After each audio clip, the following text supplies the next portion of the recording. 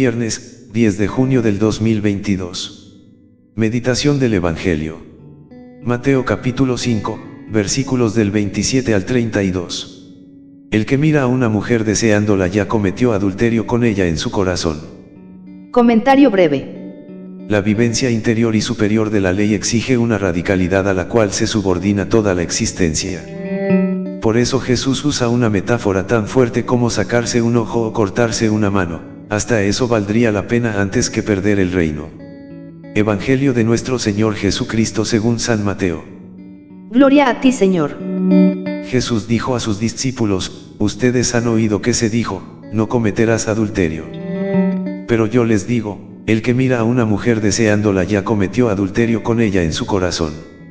Si tu ojo derecho es para ti una ocasión de pecado, arráncalo y arrójalo lejos de ti, es preferible que se pierda uno solo de tus miembros, y no que todo tu cuerpo sea arrojado al infierno. Y si tu mano derecha es para ti una ocasión de pecado, córtala y arrójala lejos de ti, es preferible que se pierda uno solo de tus miembros, y no que todo tu cuerpo sea arrojado al infierno. También se dijo, el que se divorcia de su mujer debe darle una declaración de divorcio. Pero yo les digo, el que se divorcia de su mujer, excepto en caso de unión ilegal, la expone a cometer adulterio, y el que se casa con una mujer abandonada por su marido comete adulterio. Palabra del Señor. Gloria a ti, Señor Jesús. Reflexión bíblica. No cometerás adulterio. Jesús dijo a sus discípulos: ustedes han oído que se dijo, no cometerás adulterio. La ley judía condenaba en el Decálogo, 10 mandamientos, el adulterio. Pero explícitamente no se legislaba sobre la simple fornicación, entonces la interpretación de la prohibición del adulterio en el Decálogo era usualmente entendida del acto externo.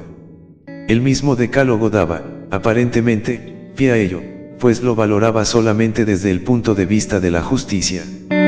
También se condenaban otros pecados externos como el de lujuria y seducción. Esto se lee en varios fragmentos del Antiguo Testamento, donde se hace ver el peligro del pecado interno. El 10º mandamiento del Decálogo, se prohíbe el deseo de la mujer ajena solo por ser propiedad del marido. Pero ante esta legislación interpretada restrictivamente, Jesús da su interpretación auténtica. En este precepto está incluido todo mal deseo de adulterio. El corazón es el verdadero responsable ante la moral. El que mira a una mujer deseándola ya cometió adulterio. Dice Jesús, pero yo les digo, el que mira a una mujer deseándola ya cometió adulterio con ella en su corazón. Es verdad que en la literatura rabínica se encuentran textos de todas las épocas expresando un sentimiento constante que condena la impureza que se comete con los ojos o el pensamiento. Rabí Simeón dice, no cometerás adulterio, ni tampoco con los ojos ni con el corazón. Pero la práctica debía de ser muy distinta, cuando Jesús tiene que tomar esta actitud ante la interpretación del Decálogo. Declarado el sentido del 6º mandamiento, surge su cumplimiento, haciendo ver la necesidad de evitar la ocasión del pecado. Este se hace con un grafismo hiperbólico, aumentado y paradójico.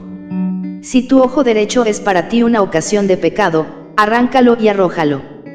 Dice Jesús, si tu ojo derecho es para ti una ocasión de pecado, arráncalo y arrójalo lejos de ti, es preferible que se pierda uno solo de tus miembros, y no que todo tu cuerpo sea arrojado al infierno.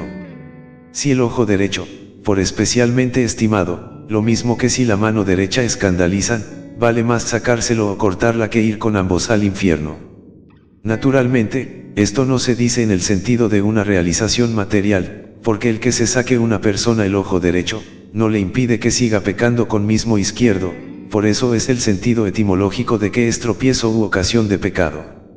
Lo que Jesús destaca es la necesidad de la precaución, de la vigilancia y el heroísmo, para superar todo escándalo temporal, a fin de no ir por él al infierno. El que se divorcia de su mujer debe darle una declaración de divorcio.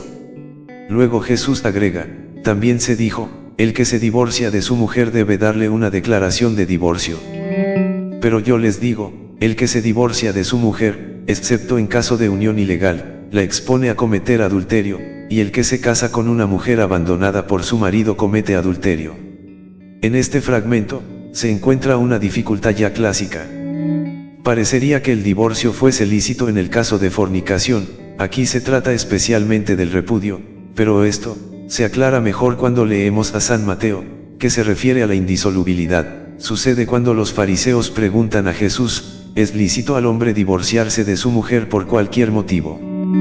Pero Jesús afirma categóricamente sobre lo indisoluble del vínculo matrimonial, revalidando la dignidad del matrimonio, rechazando la teoría del repudio, y restaura el derecho en su sentido original, sin dejar de recordar que Moisés les permitió divorciarse de su mujer, debido a la dureza del corazón, pero al principio no era así. La unidad y la indisolubilidad del matrimonio. El amor que nos prometemos al casarnos, es un amor para siempre, de lo contrario no estaríamos siendo honestos y sinceros, por tanto el amor tampoco sería verdadero. Como humanos, por lo general somos inconstantes, y tenemos facilidad para el cambio, en especial con el carácter de persona, y esta forma de ser voluble, es una amenaza para la permanencia del amor. Entonces la intervención de Dios en nuestra unión como esposos, es garantía de indisolubilidad de este sacramento. Esta es una obra de la creación, es obra de Dios, en la que los hombres no podemos intervenir.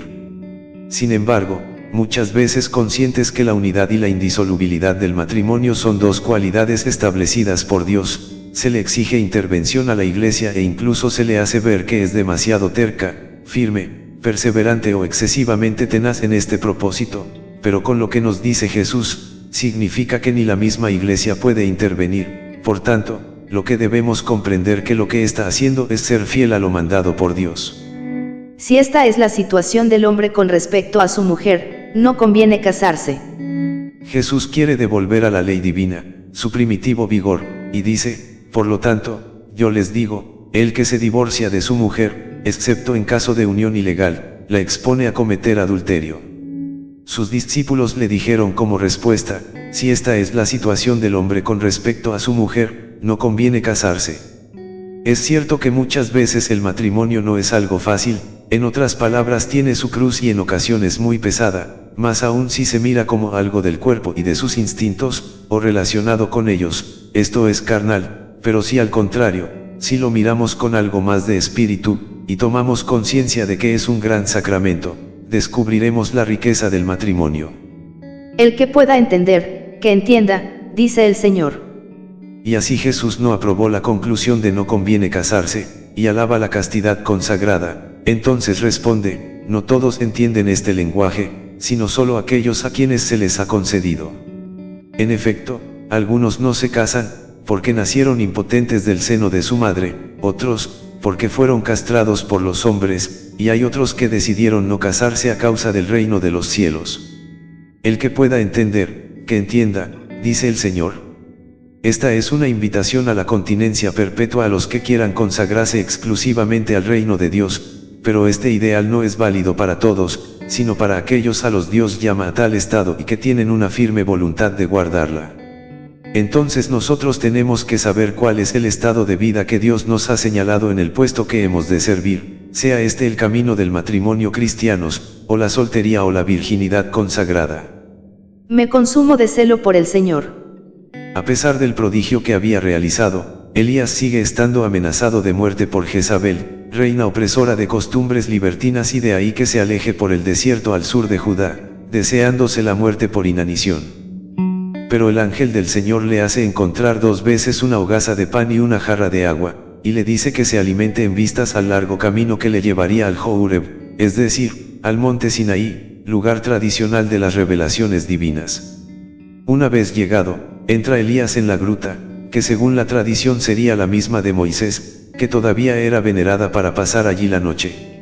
Elías manifiesta la angustia que siente frente a la perversión de su pueblo, se ha quedado solo en la defensa de la religión de los padres. Pero Dios confirma su vocación por medio de una teofanía.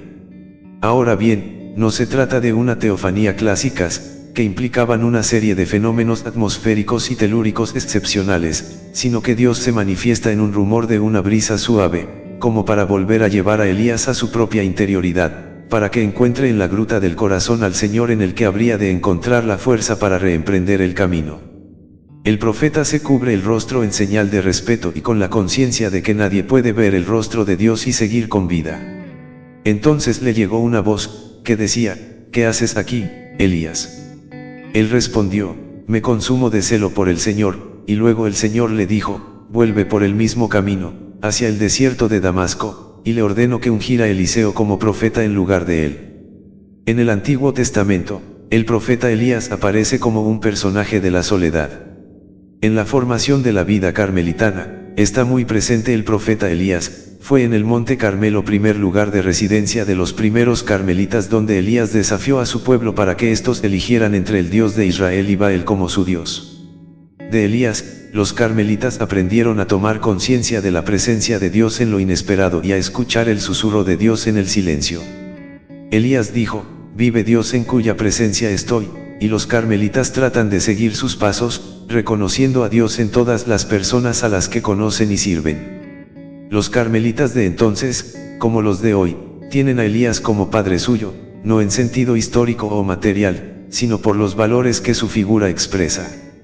El escudo carmelitas trae en su leyenda la frase de Elías en latín, celo celatus sum pro domino, me consumo de celo por el Señor. Oración. Señor, ayúdanos como Elías a vivir en tu presencia. Ayúdanos a actuar según tu palabra. Ayúdanos a beber del pozo de su sabiduría, alejando de nuestros corazones de todos los dioses falsos.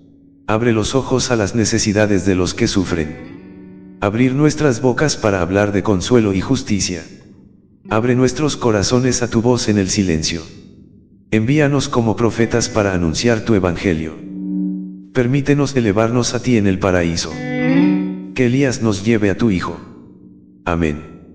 El Señor les bendiga. Amén.